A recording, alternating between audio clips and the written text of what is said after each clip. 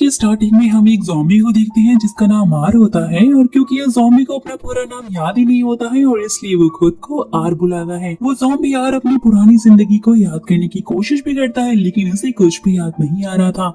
Are भी बाकी zombies की तरह ही भटक रहा था। यहाँ अजीब बात तो ये थी कि वो सारे ज़ॉम्बी एक एयरपोर्ट में भटक रहे थे और इतने सारे लोग ज़ॉम्बी में बदल गए थे और ऐसा लग रहा था जैसे कि शायद कोई महामारी फैली है। यहाँ हम ये समझ पाते हैं कि जिस जगह पे ये ज़ॉम्बी वायरस यानी कि ज़ॉम्बी की महामारी फैली हुई थी, उस जगह पर इन इंसानों ने अपने बचाव के लिए दीवारें बनाई हुई थी ताकि वो इन ज़ॉम्बीज़ से सुरक्षित रह सके, और ज़ॉम्बीज़ इस दीवार के कारण दूसरी साइड में नहीं जा सकते थे और इन ज़ॉम्बीज़ को अपनी भूख मिटाने के लिए इंसानों का दिमाग खाना पड़ता था, और इसलिए ज़ॉम्बीज़ आम इंसानों के लिए खतरा बन चुके थे। सो इसलिए इंसानों ने दीवार बनाई हुई थी। नेक्स्ट सीन में हम आर नाम की ज़ॉम्बी को देखते हैं। आर को समझ नहीं आ रहा था कि उसके साथ आखिरकार हुआ क्या है और वो ज़ॉम्बी कैसे बन गया है, पर वो कुछ भी नहीं समझ पा रहा था। ये सारे ज़ॉम्बी बहुत ज्यादा भूखे थे क्योंकि वो सिर्फ इंसानों को ही खा सकते थे, पर वो उस दीवार के कारण कुछ भी नहीं कर पा रहा था। आर को संगीत सुनना बहुत ज्यादा अच्छा लगता था और इसलिए वो एक पुराने एयरपोर्ट में जाकर एक पुराना सॉन्ग सुनता है और उसे ऐसा करना काफी अच्छा लग रहा था। और उसके बाद वो अपने एक ज़ॉम्बी फ्रेंड यानी कि एम से मिलता है और एम आर का काफी अच्छा दोस्त बन जाता है। फिर उसके बाद सारे ज़ॉम्बीज़ ये प्लान बनाते हैं कि वो इंसानों की तरफ जाने की कोशिश करेंगे क्योंकि वो सिर्फ इंसानों को खाकर ही जिंदा रह सकते हैं। और अब हम दीवार की दूसरी साइड का सीन देखते हैं गाइस, जहाँ पर बहुत सारे इंसान थे जो कि ज़ॉम्बीज़ नहीं थे और दीवार होने के कारण वो सिटी की दूसरी तरफ नहीं जा सकते थे और इसलिए उन्हें मेडिकल स्टफ और फूड स्टफ की कमी हो रही थी, और इसलिए वो लोग ये डिसाइड करते हैं कि दीवार की दूसरी तरफ जाएंगे क्योंकि सारा खाने का सामान वहीं पे था, और इसलिए वो लोग एक टीम वहाँ भेजने का फैसला करते हैं। उस टीम में सारे यंगस्टर्स थे क्योंकि वो ही ज़ॉम्बी का मुकाबला आसानी से कर सकते थे, और उस टीम में जूली नाम की एक लेडी होती है जो कि कर्नल की बेटी थी, और कर्नल ने ही उसे वहाँ पर भेजा था ताकि वो लोग मेडिसिन सप्लाई वहाँ से लेकर जा सके। और अब जूली और उसके दोस्त दीवार की दूसरी तरफ चले जाते हैं और वो लोग मेडिकल स्टोर पहुंचकर जरूरी सामान इकट्ठा करने लग जाते हैं।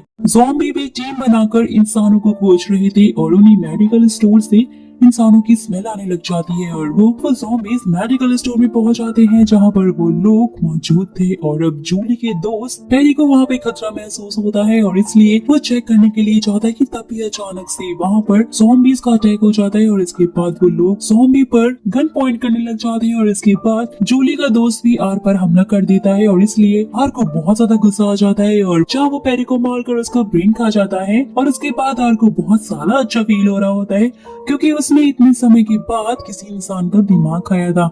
एंड गाइस यहाँ पर अजीब बात ये होती है कि जैसे ही वो पेरी का ब्रेन खा रहा था तो उसे अपने अंदर कुछ अजीब से बदलाव महसूस होते हैं। उसके अंदर अब पेरी की सारी मेमोरीज आ गई थी और फिर उसे ये बात पता चलती है कि पेरी और जूली एक दूसरे से बहुत प्यार करते थे और वो गर्लफ्रेंड बॉयफ्रेंड थे।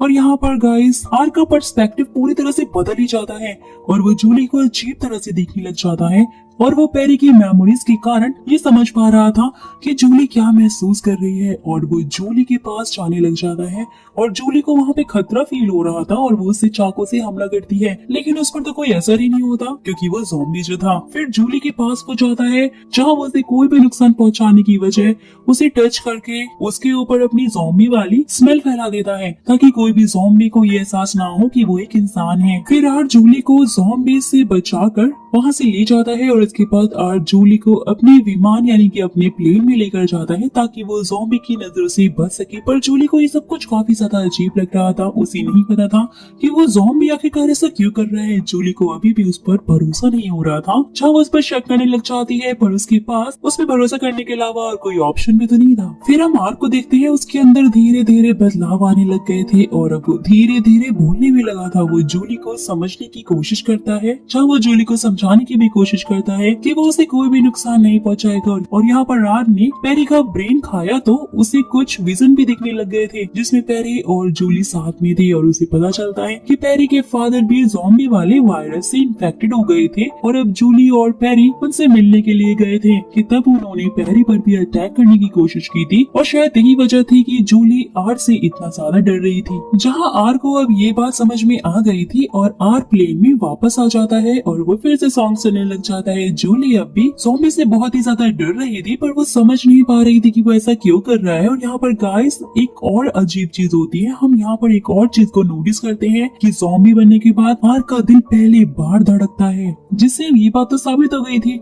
कि उसके अंदर भी अब इंसानों वाले कैरेक्टरिस्टिक्स आ रहे होते हैं, मतलब वो भी ठीक हो रहा होता है। और अब जूली आर्क से कहती है कि उसे यहाँ से जाना है, लेकिन वो उसे बताने की कोशिश करता है कि वो ऐसा नहीं कर सकती है, क्योंकि इसमें उसकी जान को बहुत ज्यादा खतरा हो सकता है। अगर वो बाहर गई तो ज़ॉम्बीज़ उसे नहीं छोड़ेंगे, वो उसे खा जाएंगे। और अब जूली और उस ज़ॉम्बी से कहती है कि मुझे बहुत ज्यादा भूख लग रही है, मुझे कुछ खाना खाना है। तो आर्क बाहर जाता है और वो जूली के लिए कुछ लेकर आता है, पर जूली इस बात का फायदा उठाकर वहाँ से भागने की कोशिश करती है। और वो जैसे ही प्लेन से बाहर जाती है, इसके बाद जूली के पीछे गाइस बहुत सारे ज़ॉम्बीज़ उसकी खुशबू सूंघकर उसके पीछे पड़ जाते हैं और वो उनसे बचने की कोशिश करती है। और इसके बाद जूली उनसे बचकर फिर से एक प्लेन में जाकर छुप जाती है। जूली बहुत ज्यादा डर चुकी थी, उसे समझ ही नहीं आ रहा था कि वो यहाँ से कैसे भाग सकती है। लेकिन तभी वहाँ पर आर आ जाता है और उसके ऊपर अपना खून लगा देता है, जिससे कि ज़ॉम्बी उसकी खुशबू को ना पहचान सके। और इस तरह से वो दोनों वहाँ से बाहर आ जाते हैं और आर फिर से इस बार उसकी जान को बचा लेता है। फिर आर उसे समझाता है कि उसे भी अब ज़ॉम्बीज़ की तरह धीरे धीरे चलना सीखना होगा, ताकि उन्हें शक ना हो उसके ऊपर कि वो एक इंसान है। और ये तरीका काम भी कर जाता है और इस तरह से कोई भी ज़ॉम्बी उसे नहीं पहचान पाते हैं कि वो एक इंसान है। फिर जूली और आर वापस से अपने प्लेन में आ जाते हैं और जूली वहाँ पर खाना खाती है और उसे एहसास होता है कि यार बाकी ज़ॉम्बी से पूरी तरह से बिल्कुल ही अलग है और वो उसे किसी भी तरह का खतरा नहीं पहुँचाएगा। और अब आर में बदलाव आने लग जाते हैं और वो धीरे धीरे भूलने भी लग गया था। और इसलिए वो जूली को समझाने की कोशिश करता है कि उसका नाम आर से शुरू होता है और जूली उसे आर कहकर ही बुलाती है। और उसे ये भी समझ आ गया था कि अब आर में धीरे धीरे बदलाव हो रहे हैं, इंसान में बदलने लग गया है। फिर एक बार फिर से जूली उसे कहती है कि उसे अपने घर जाना है और उसे यहाँ पर नहीं रहना है, क्योंकि उसे यहाँ पर कुछ भी अच्छा नहीं लग रहा है। जहाँ वो उसे समझाता है कि तुम्हें ऐसा नहीं करना चाहिए, बाहर बहुत खतरा है, ज़ॉम्बी तुम्हें फिर से खा जाएंगे, सो इसलिए बेहतर यही होगा कि तुम कुछ दिन यहीं पर रुक जाओ। दरअसल जूली के यहाँ आने की वजह से आर को अपने आप में बदलाव महसूस हो रहे थे और वो ये भी नहीं चाहता था कि जूली उसे छोड़कर वहाँ से चली जाए, और इसलिए उसने ऐसा कहा था। शायद ऐसा इसलिए हो रहा था क्योंकि उसने पहले का ब्रेन खाया था। फिर जूली और आर समय बिताने के लिए बहुत सारी चीजें करने लग जाते हैं। वो लोग लॉन्ग ड्राइव पर जाते हैं, बहुत सारे गेम खेलते हैं और जूली को भी अब आर के साथ भी बहुत अच्छा लगने लग गया था। वो दोनों साथ में बहुत ज्यादा घूमने लग जाते हैं, एंजॉय करते हैं और आर को भी जूली की कंपनी काफी ज्यादा एंजॉयमेंट लग रही थी। वो दोनों साथ में डांस करते हैं और अब एक दिन अचानक से जब आर और जूली प्लेन में एंजॉय कर रहे होते हैं कि तभी प्लेन के बाहर आर का फ्रेंड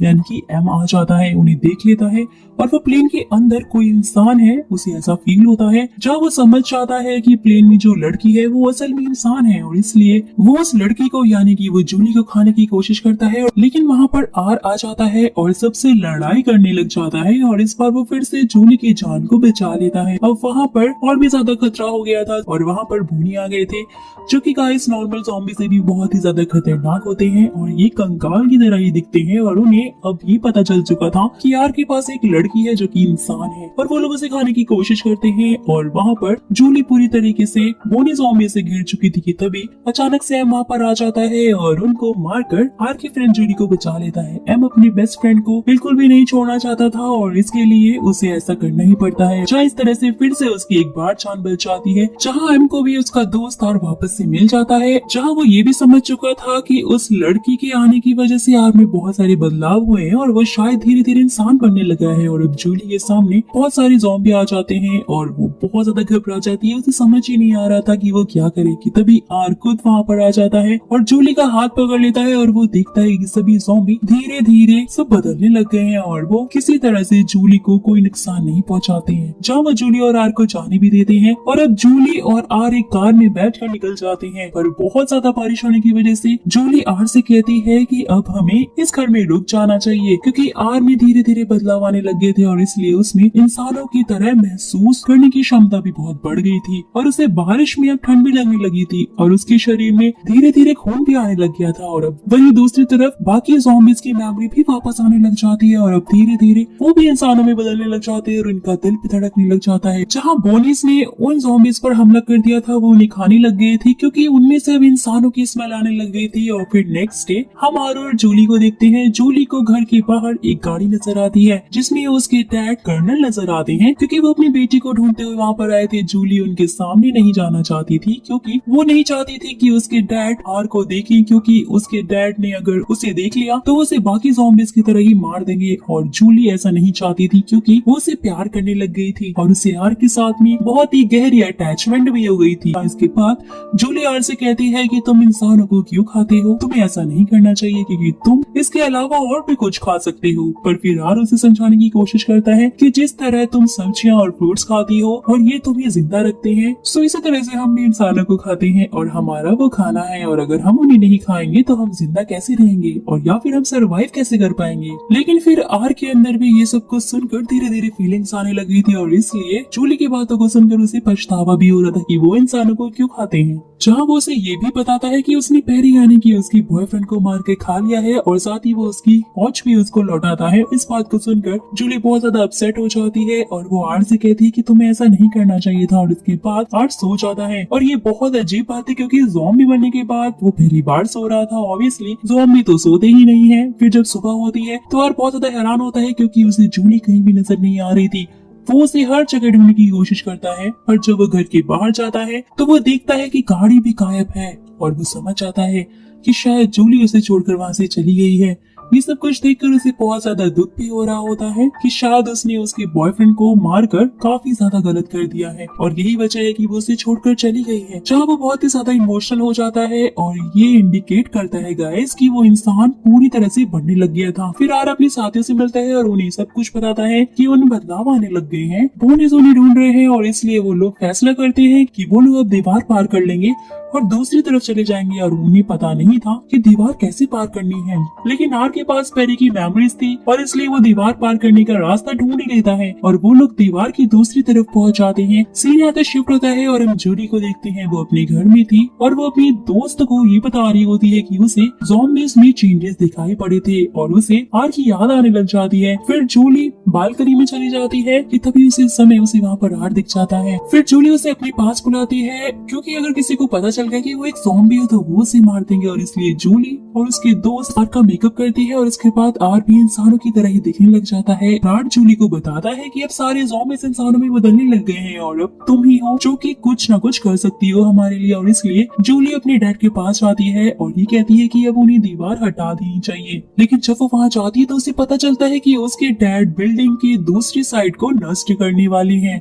यानी कि उसे डिस्ट्रॉय करने वाले। इसलिए अपनी बात समझाने के लिए आर वहाँ पर आता है और कर्नल से बात करने लगता है, पर कर्नल समझ आता है कि वो एक ज़ॉम्बी है और वो उन्हें इस्तेमाल करने की कोशिश कर रहा है कि तभी जूली की दोस्त जूली के डैड पर गन पॉइंट कर देती है और फिर वो लोग वहाँ से भाग जाते हैं। फिर आर जूली को बताता है कि सारे ज़ॉम्बी स्टेडियम में है और इसलिए वो लोग भी स्टेडियम में जाते हैं, पर उन्हें पता चलता है कि उनका पीछा करते हुए बोनीज भी वहाँ पर आ गए हैं और अब वो जूली पर हमला करते हैं, पर जैक जूली को बचा लेता है और बोनीज बहुत ही ज्यादा थे। फिर जूली और आर बिल्डिंग के टॉप पर पहुंच जाते हैं उनसे बचने के लिए। फिर वो बिल्डिंग से पुल की तरफ कूद जाते हैं क्योंकि उनके पास कोई और रास्ता ही नहीं होता है। और अब जूली के फादर कर्नल अपनी टीम के साथ में वहाँ पर आते हैं। उन्हें समझ नहीं आता कि वो किस तरह से उन पर हमला करे, खुद ज़ॉम्बी पर हमला करे या फिर बोनीस पर हमला करे। लेकिन बोनीस आर्मी पर हमला करने लगते हैं, पर ज़ॉम्बी आर्मी की जान बचाते हैं और अब वो जान चुके थे कि ज़ॉम्बी अब बदल रहे हैं और आर्मी और ज़ॉम्बी साथ में मिलकर बोनीस से लड़ते हैं। और अब जूली के डैड आर पर गोली चला देते हैं